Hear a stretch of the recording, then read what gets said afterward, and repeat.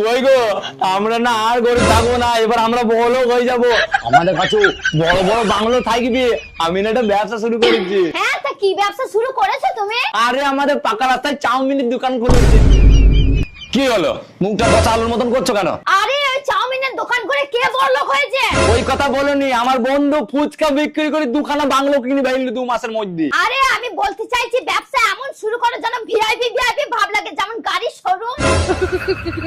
তুমি শুধু ভাবো তোমার 5খানা গাড়ির শোরুম, বলতে আমার কত ভালো লাগবে যে আমার স্বামীর 5খানা গাড়ির শোরুম আছে।